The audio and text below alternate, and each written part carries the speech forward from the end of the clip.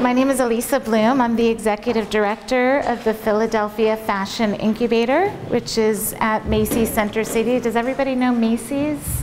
Macy's department store. How many of you been to New York, been to America? Yes. So Macy's is really been very cutting edge with incubators and supporting emerging designers.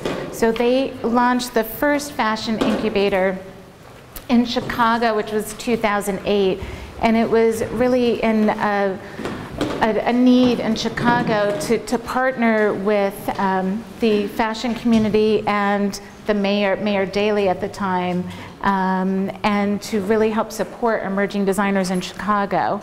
So from the success that they've had with helping designers in that city, we started the Philadelphia Fashion Incubator for a very similar purpose, although we're each separate nonprofit organizations. So right now Philadelphia was the second fashion incubator that is sponsored by Macy's, and then the third one is in San Francisco, and Macy's is planning on opening up another 10 to 12 fashion incubators. This year on the docket is Washington, D.C., which is opening in a few months. They're opening up the Brooklyn Fashion Incubator later this year, and then also the Miami Fashion Incubator.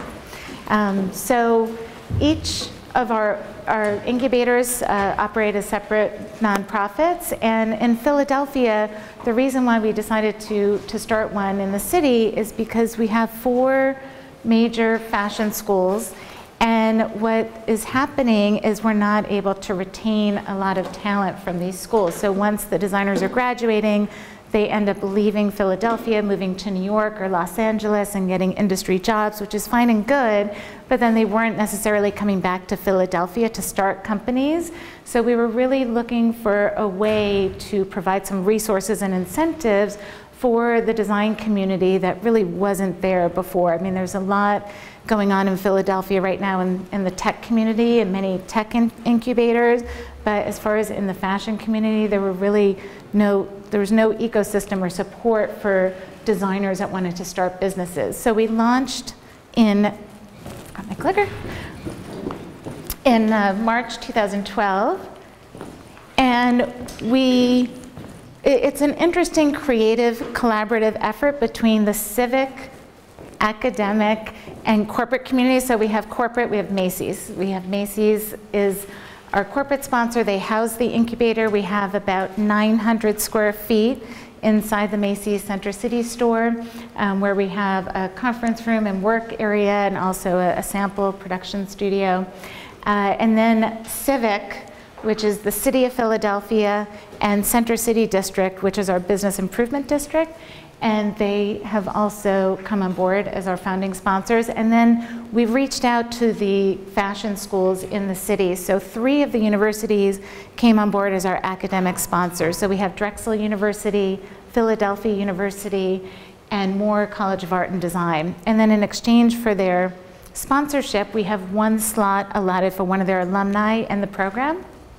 And currently, with the program is a 12-month residency. Just some information, the market analysis, economic opportunity, but the program is for 12 months, and I call it an MBA program for fashion designers, because they are extremely talented from all the background and years that they spent in fashion design school, but they don't have any business background. So, you know, to be able to launch a company, it really takes a lot of expertise and a lot of knowledge in the industry, from pricing to manufacturing to marketing and branding. So all of these topics that the designers are not aware of, to be able to give them these resources has been really incredible to see what they're doing post-program. So during the program, I'm just going to skip a little bit. So the program is providing the designers with the space, and then I created a curriculum where each month we focus on a main business topic, everything from financial planning to business plan development, marketing, retail, wholesale pricing. And I have industry leaders come in to give a 3-hour workshop, And then we also have many other mini workshops throughout the year. We just started our 3rd residency in March of 2013. We have 6 designers, and I launched it with a business boot camp. So the designers were inundated. We had about 16 workshops in 1 week, giving them an overview on all the various business topics we would cover throughout the year. And I'm just going to keep going. So I had my own accessories company. I previously, before moving to Philadelphia 6 years ago, I lived in New York and worked corporately at Bloomingdale's in home product development. This is actually my 2nd time in Lithuania. I was here for Bloomingdale's on a buying trip for linen for home textiles back in 2001. So I had an opportunity to see the entire country in 3 days, all the way up to Palanga and back to Vilnius. So I'm very excited to be back here and have a little bit more time in Vilnius to explore. So working with Bloomingdale's, I learned about production and manufacturing, and then I launched my own accessories company where I was designing a collection of cosmetic bags, totes, and clutches. I manufactured in Asia, and then I imported and wholesaled. So I had a fulfillment house in Los Angeles, and I had sales reps and was selling, had some international distribution, but selling to department stores such as Nordstrom, and I sold to some Macy's at the time. And I did it all just by learning. I had no idea what I got myself into. I don't have a design or a business background, so I just learned by doing. But after 8 years of working 14-hour days, 7 days a week, and I had 12 trips to Asia visiting my factories, I decided to have a lifestyle change and moved to Philadelphia and started teaching fashion entrepreneurship at Drexel University and Moore College. And when this incubator idea came about and I was approached, I thought, well, what did I need as a designer and as an entrepreneur? So I based my needs throughout those 8 years on what the designers would need in the incubator program. So some of the resources we provide, number one is mentor. I mean, it does take a village to start any company, and especially a fashion company. You really need to have the right team of people. I really motivate the designers throughout the 12 months to create advisory boards. So at the end of the 12 months, they have a sounding board of mentors and people that they can tap into for support and feedback, because they're good at designing. They're not necessarily good at finance, or they're not good at marketing. So they're meeting many industry leaders throughout the year, and through some of those connections, they're asking some of those industry people to be on their boards. I have developed a really wonderful partnership with Wharton at University of Pennsylvania. They've been extremely supportive of our initiative. So we have the SBDC, which is the Small Business Development Center.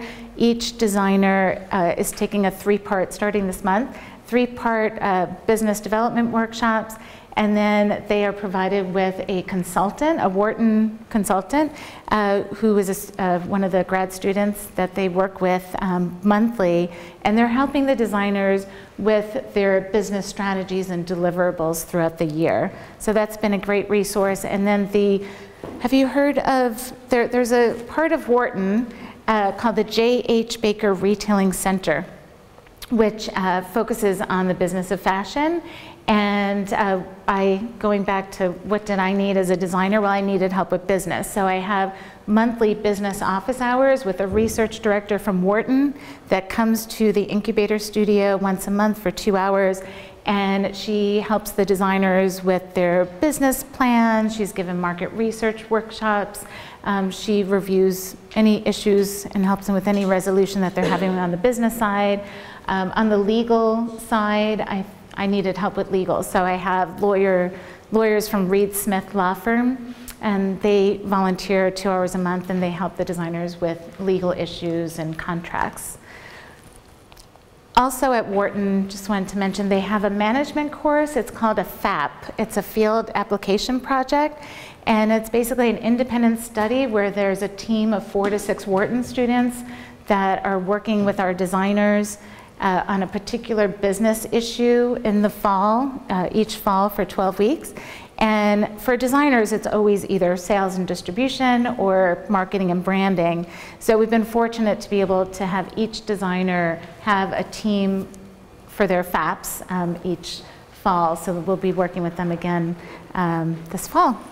And then so along with the space and the business workshops, we are providing them with many opportunities to showcase and sell their collections. So I plan many events throughout the year, from fashion shows to pop-up shops and trunk shows. We've done collaborations with some of the local museums. The Philadelphia Museum of Art, we're doing a collaboration with this fall on a Patrick Kelly exhibit. The Grace Kelly exhibit was at the Michener Museum. So these are some of the events that we've done. That's the fashion show. We always have a big press conference every March, and just some of the press.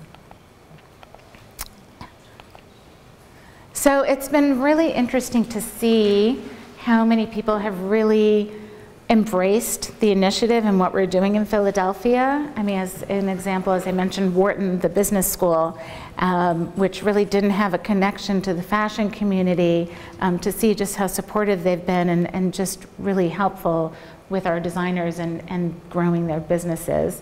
And then just other organizations and people that are really coming and wanting to help and support the designers in the fashion sector of Philadelphia. So I just wanted to give you that overview, maybe inspire you to start a fashion incubator here in Lithuania, in Vilnius.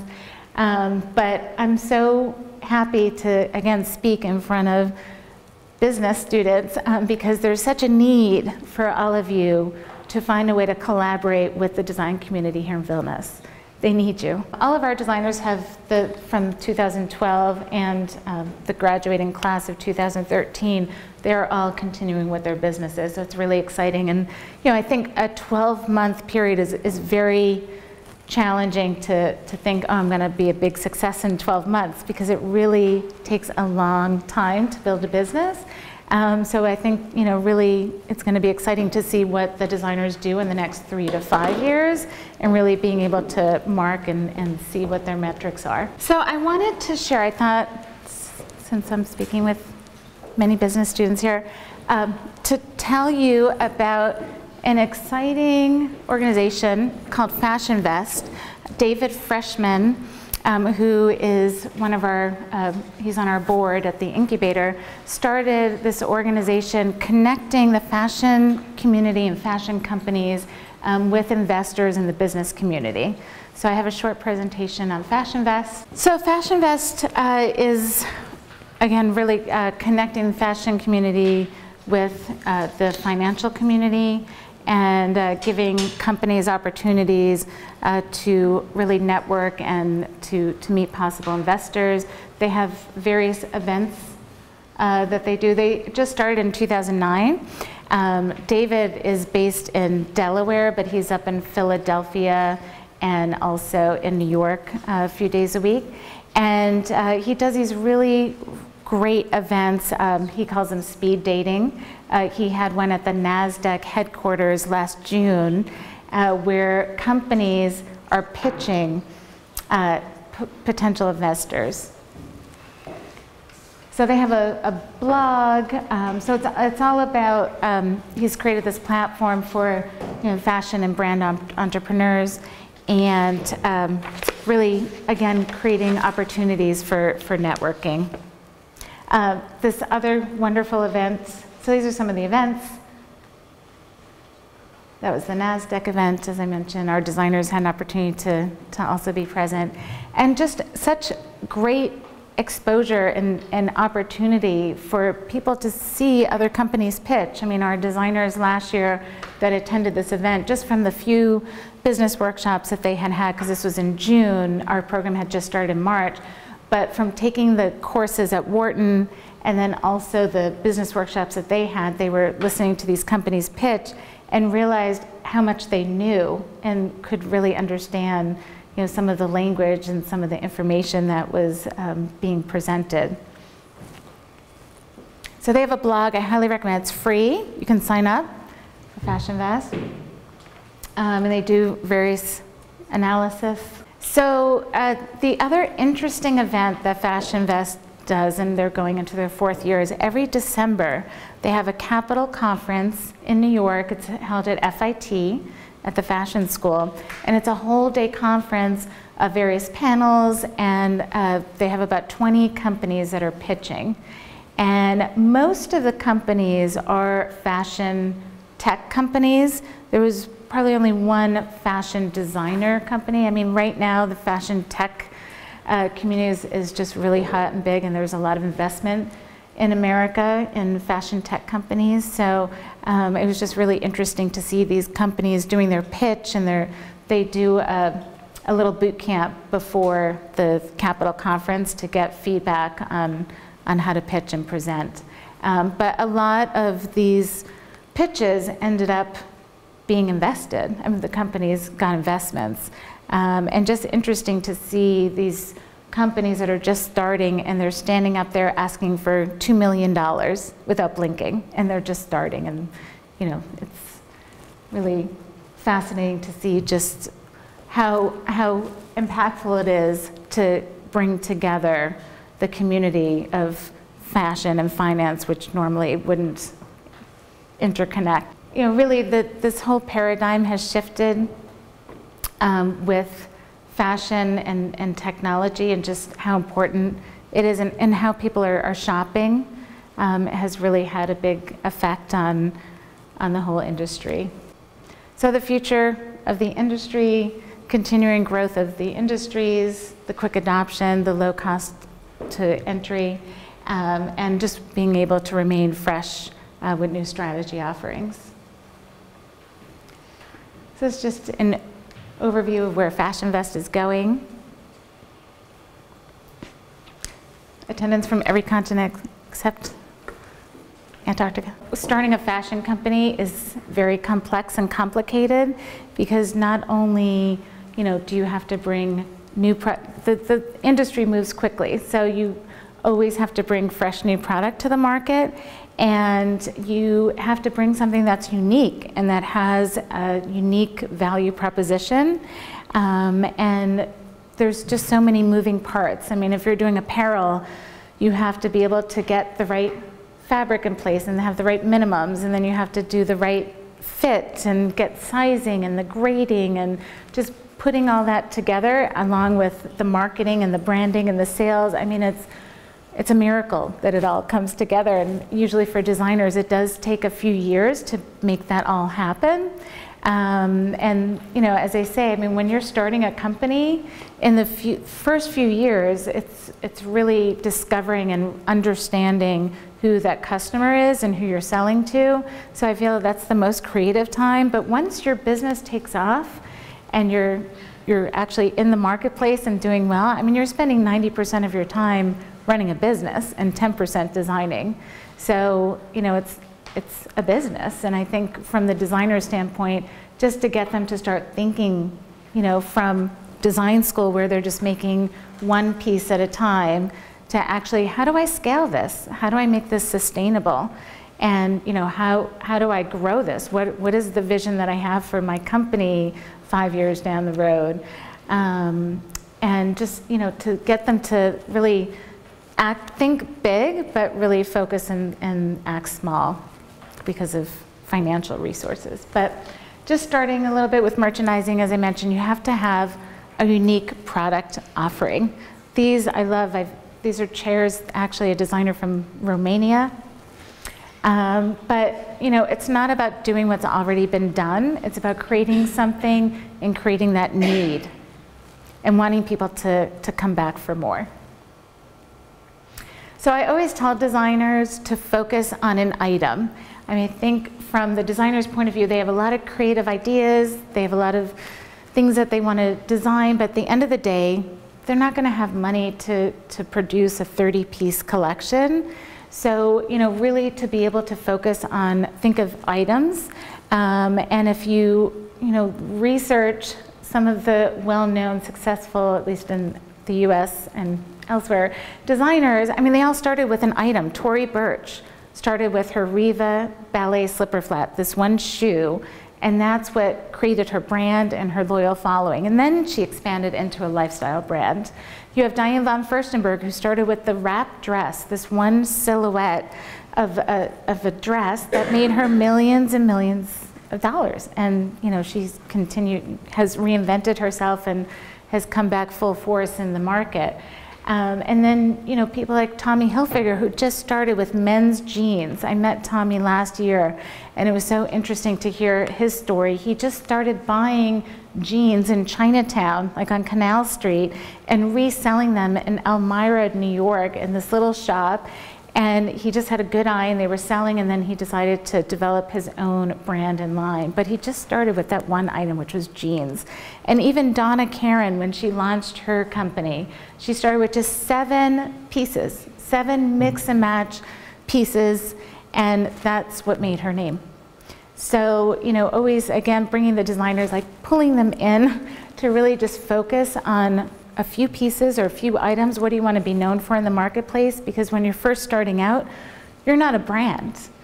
People, a Tommy Hilfiger or a Ralph Lauren, they're not selling designs at this stage. They're selling their brand. They're selling a lifestyle, this whole aspirational lifestyle that they've created. But for a designer who's just starting a company, they are selling designs until they create and build up a loyal following and build up their brand. So I just put some examples, like either focus on item, t-shirts, shoes. This dress I thought, was very unique. As John Varvatos, who's a menswear designer in the US, he said he had worked for Ralph Lauren. And again, Ralph Lauren, he started with men's ties, selling at Bloomingdale's. That's what made his whole company. That's where he got his start. But John Varvatos worked for Ralph Lauren, and he was toying around with menswear, and he was talking with Ralph and telling him that he was going to leave the company, and Ralph said to him, do you have something that's unique and hasn't been done before? Because if it's been done, don't do it, because this is a very tough business. And he said, yeah, I see this void in menswear, and I see a market for it. So he's had some really great success over the years and great partnerships with Converse, sneakers, and other companies that he's been licensing to and growing. I have an article I had forwarded, which I can forward again so you can read it. He was written up in the Business of Fashion. Interesting article about his advice for designers, which is to focus. So I just put this up there, just showing just how everything is knocked off. So, not everything, but things are so immediate now. There's such an immediacy that you have access, anyone around the world has access to images from New York Fashion Week, from Paris Fashion Week, everything that's going down the runways. So, there are companies that are just taking those images and quickly, like an H&M and a Zara or Target, they're able to get this to market quicker than the designers are. So this is just an example. This was something on the runway. This company actually did an inspiration off of that dress. So again, once you decide, or once designers decide what their product offering is, they have to think of the customer, because at the end of the day, you have to sell the product, you need a customer, and you need to have cash flow. If you don't have a customer, you're not going to have a business. So always bringing back, who is the customer, who you're designing for, and really getting them to create a customer profile to really, really understand the designer, really understand the consumer and who their customer is. Anthropologie, Urban Outfitters, and Free People are based in Philadelphia, and I know that does everyone know the Free People brand? Have they heard of Free People? It's one of the Urban Outfitters brands. And Free People, in their customer profile, they know their customer has a dog. That's part of the profile, that the Free People customer has a dog. Michael Kors, I know that their main customer profile is a woman who's 35 years old. It doesn't mean that 55-year-old women aren't buying Michael Kors because they want to look 35 and younger. And it doesn't mean that people in their 20s aren't buying Michael Kors because it's an aspirational brand. And he's over $1 billion company now, overnight success over 30 years that he's been able to build. But really, the designers have to have a focus of the customer. And again, it doesn't mean that they don't have younger, older people that are buying the brand at the same time. So, thinking about what type of career this girl may have, how much money they make, what kind of car they drive, where they vacation, what do they do, what's their lifestyle, what do they do in the evening. There are companies that even from a nail polish point of view, they know whether their customer is buying Chanel nail polish, OPI nail polish, or the drugstore $2 brand of nail polish. So, just getting for designers to really get very detailed on who this girl is that they're designing for. And then it always starts with trends and coming up with inspiration and color story. So the trends, where do trends come from? Anybody know? Where? Street style. Yeah, street style, where else? Where do people get inspiration? Where do the trends? From the past. Sorry? From the past. Past, mm-hmm. Where else? Nature. Yeah. And Imagination, just something creation of new, fantastic. yeah, but how come, stripes are really big right now for summer. How come everyone, you look in the Nordstrom catalog to... You just need a star and you just put the clothes on the star and you have trends. Yeah, marketing. Well, a lot of trends start from the runway. So people are looking, New York Fashion Week and all the fashion weeks. First New Yorkers, the US is always looking at Europe. The runways are a big forecaster for trends. And then, as you mentioned, street style. That's become really popular. They're bloggers and people that only photograph people walking on the streets of New York or Tokyo or LA, and a lot of trends start from streetwear. And even I was surprised in Vogue and Harper's Bazaar articles that they have, because I'm on their Facebook feed, and they have whole sections now of just street style from Paris Fashion Week. Never mind the runway shows and what they're showing on the runway, but just the street style of what these editors and bloggers and writers are wearing to these shows has become really popular. But as you also mentioned, nature and your imagination, books and films, and I think from travel is a big one. So just putting together some resources of the trend forecasting companies that are popular in America. Fashion Snoops, these are membership-based services, but they have a network of people around the globe, from Tokyo, all over Europe, and LA, New York, that are reporting about fashion. And we started out with our designers. The main business topic in March was on trend forecasting because they're developing their spring 2015 collection. So Fashion Snoops is a great resource. And then there's also WGSN, which is popular. Macy's uses WGSN. And again, it's not just apparel, it's accessories, it's home, it's children's, menswear. And then another one is the Doniger Group, which is based in New York, which a lot of companies also access and use them as a resource. So once a designer has the product, they have their trend, their color inspiration, so then they start designing their collections. And it's always starting with the sketch and developing or draping. And then the spec sheets, which is what they'll send to their vendor, the contractor, to develop. Actually, a lot of trends, just to mention, a lot of trends start in fabric, start with the textiles.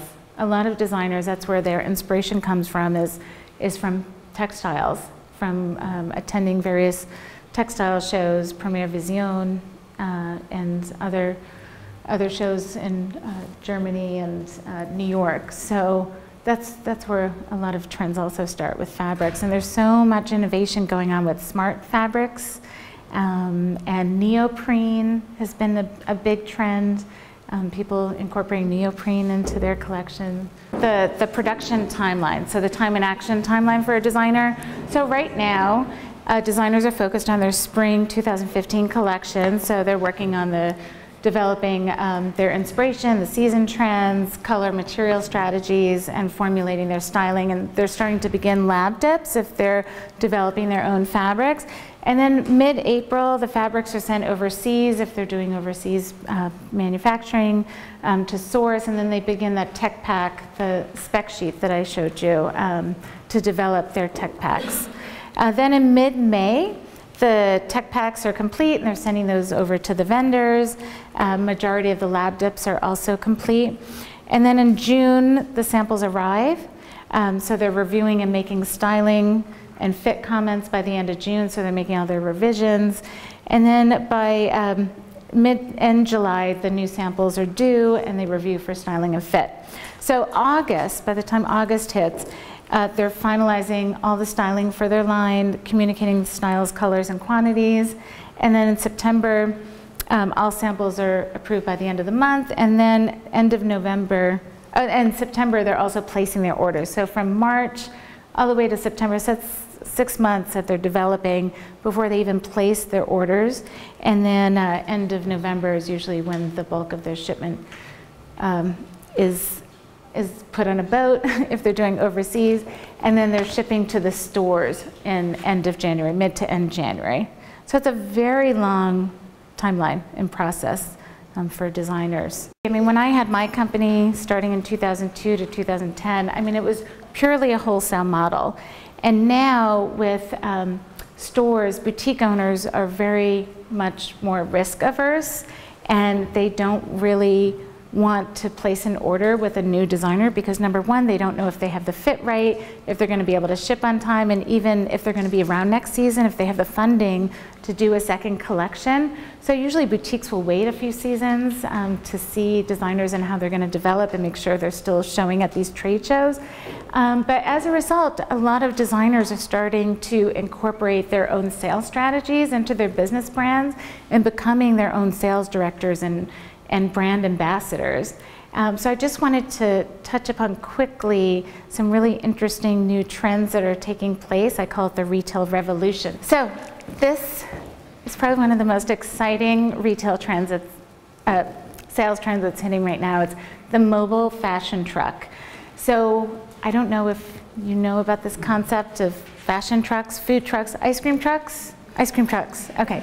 I had an ice cream truck when I was 17 years old. My best friend and I, in high school, we were seniors in high school, and it was our dream to drive an ice cream truck. So I grew up in Boston, and we found a person that supplied these trucks, and we rented this truck for $200 a week and filled it up with ice cream. A couple times a week we'd go into Boston, and we had Marblehead, Massachusetts, where oceanside town where I grew up, and we did this for 2 summers and loved it. We worked our butts off, but it was really fun.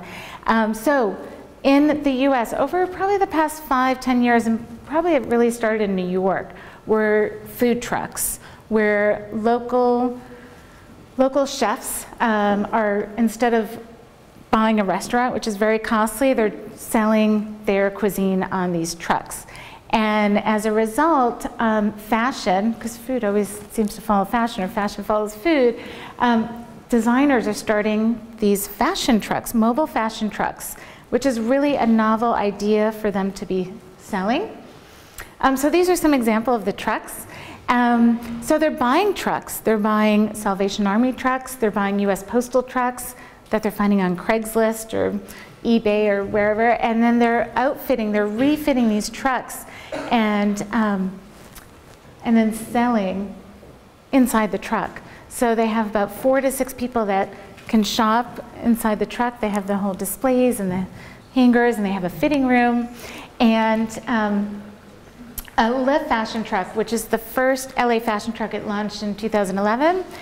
These 2 women started, they were inspired by the local farmers markets and seeing how customers were really developing this relationship with local farmers and just the whole community around that. And so they learned about fashion trucks through the Food Truck Association, but then they started their own American Mobile Retail Association. So they started teaching webinars and consulting other designers that wanted to start fashion trucks and the ins and outs of how to do that. So knowing that this is a trend, I had interviewed the two women. This is the inside of their truck. They have consulted with over 300 people that have been interested in starting fashion trucks, and out of the 300 over the past 18 months, 40 have launched trucks. So I had profiled Denver and Philadelphia. Unbeknownst to me, they all took the class, the consulting with this association. So each city is set up a little bit differently. I mean, it's such a novel idea that you get tons of press. And the whole concept is that you're mobile, that you don't need to be stuck in a brick and mortar store or in a lease, that you can park the truck at events or festivals. In Philadelphia, you need to have certain permits to be able to sell off of a truck, but in places like Denver and Los Angeles, you can sell anywhere. You can park in front of a retail shop. I'm sure that retail shop won't be happy, but so they have certain restrictions, but the Smack Parlor, which is the Philadelphia fashion truck, they have a brick and mortar shop that they've had for 8 years. They've gotten some great press. And then Denver, this is a husband and wife team, and the husband designed the whole interior of the truck. I mean, it's still a big investment, but it's not as much as starting a brick and mortar. And you have flexibility with your schedule. You can take it, I mean, the girls in Los Angeles, they only take their truck out 3 days a week because they're doing consulting 4 days. So pop-up shops, do you know the concept of pop-up? Is that done here a little bit? So pop-up shops is all about designers being able to really test a neighborhood with their products. So in America, it's very popular that you can pop up, and there's, because of the recession that took place over the past couple of years, there's been a lot of vacant retail space, and real estate people don't want it vacant, so they'll let designers use it for a small fee, or either anywhere from a day to 3 months. We had a pop-up shop for our designers in a showroom space. We had it for 3 weeks, which was wonderful. But pop-ups are really popular. So the Madley is a company out of New York. They do handbags. Jake, who's the owner, he did a pop-up in the Lower East Side of Manhattan that he had for 3 months. And he was very excited not to have to commit and invest all this money into a lease, but he was really able to test the market, and he sold very well his handbag. And then Kendra is a company out of Philadelphia, Kendra Brill. Just want to go through some of these quickly. She had this pop-up, it was only for 2 weeks. And she did it one in the spring and one in the fall, but she did this beautiful, beautiful job with she painted the interior. She was able to get a really great discount because she negotiated with the owner. He wanted $4,000, and she got him down to $2,000. She said, I'll give you cash up front, and here's all the money. So, so there's a lot of opportunities, and even if you don't want to necessarily go into a vacant retail space, a lot of designers are popping up in retail boutiques. There's a boutique called Knitwit in Philadelphia that does a lot of pop-up. We did a pop-up with them for a week with our designers, and even hair salons or galleries, art galleries are popping up. So really thinking out of the box with the whole pop-up. This was our pop-up in Philadelphia with our designers. And this was one in Chicago with their fashion incubator. Storefront, storefront.com is, it's become so popular that designers, if they want to pop up in Dallas, Texas, but they don't know the retail scene or what neighborhood, this website, Storefront, will help designers or any retailer find space. And they have this really great, it's called the Popup Shop Post. They do a blog. And then this is just another resource. This is Made in Lower East Side, MILES, which again is short-term leases. And then the other popular sales concept is design co-ops, where designers, instead of each one getting their own retail space, they are collaborating with other designers, accessory and apparel designers, and sharing the lease or sharing the space. So we have a pop-up in Philadelphia called Us US. Lele Tran is the owner, and she has the lease on, it's probably about 600 square feet, and she has 6 designers and herself that are in the space. She charges about $150 to $200 a month to the designers to have their own space to merchandise their products. She's done various events to promote it.